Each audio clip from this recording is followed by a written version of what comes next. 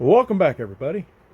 Today we are going to tackle one of the most important yet debated issues of van life. That is insulation. Now, there's about 100 different ways to do this, and lots of varying opinions on how to do this, but this is how I'm doing it. One of the advantages of an ambulance is this thing is all framed in 2x2 aluminum beams. So, 2-inch foam board, which I have right here beside me, happens to be about the perfect solution. So that's what we're doing. We're going to do as much of the interior as we can with the foam board. Any little nooks and crannies we can't get to, we will probably use rock wool in and just cram in to insulate this thing as much as we can. Here in the Midwest, we get winters well below freezing and temperatures up to 100 degrees. So it's all over the place, and you got to keep it cool in the summer, warm in the winter. So let me show you how I'm doing it, what I got planned, a little bit I've got done so far, and how we're going to make this work. Now, there's a bunch of ways you can cut foam board, and I have most of them. What I found that works best is the good old table saw. It's a bit messy. You end up looking like a pink snowman when it's all said and done, but you get straight cuts that are easy to make. Now, I'm also making a little extra mess because I am using a 1-inch router bit to cut out a groove so I can run wiring and things like that where I need to. I also have a couple different hot knives available and stuff like that. One of the big reasons of using 2-inch foam board is I already had the stuff. It's a project I never got to finish back in the day of building a hovercraft. I actually have a hovercraft that I'm working on. It's a little single-seater, 10 horsepower, runs 30, 40 mile an hour. If you guys are interested in that, let me know. I'll do a video on the hovercraft. But right now, let me show you my setup to cut this foam and how it's going. So as you can see here, we have my old faithful Ryobi table saw that also has a router attachment. Doesn't really matter where I slot out for the wiring, so make my cut here, slip that piece over here. As you can see, got about a 1/2-inch cutout bit there.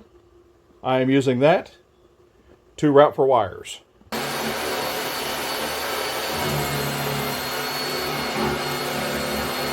Alright, the next step here is to take the old miter saw, cut this into 17-inch pieces for the roof so I can slide them through.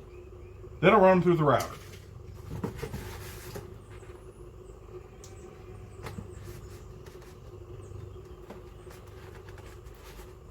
Doesn't have to be exact, but try and keep them close.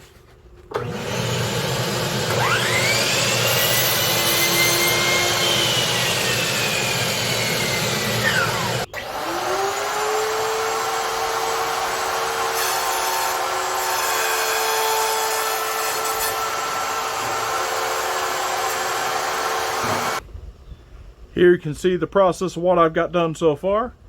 On the roof of this thing, you have to slide it in between these extra braces here.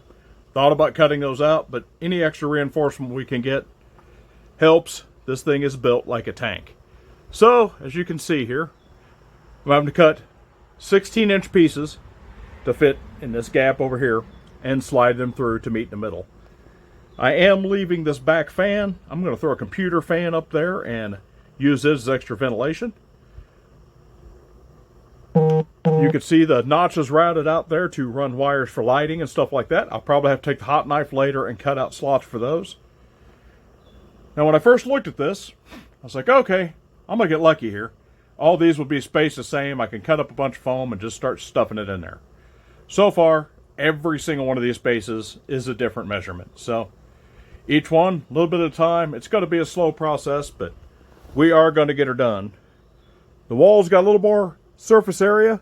I've still got to figure out what I'm doing with the lights that are up there. Those, some are coming out, some are staying, being replaced with LEDs. So get the walls done, the floors, around the boxes, everything we can, and insulate this thing the best we can.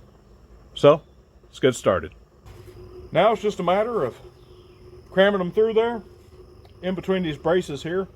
I will have to cut a couple of 45-degree angles for some of the braces, but once they're in, I usually figure that part out one at a time. This is going to be a long, tedious process because I have to custom cut pieces of this for every run of these across the whole ambulance. Now this is where a good YouTuber would put up a really cool hyperlapse sequence where I get a whole bunch of this work done. So just imagine a bunch of me moving really fast, sticking pieces of foam in the ceiling, and you're there.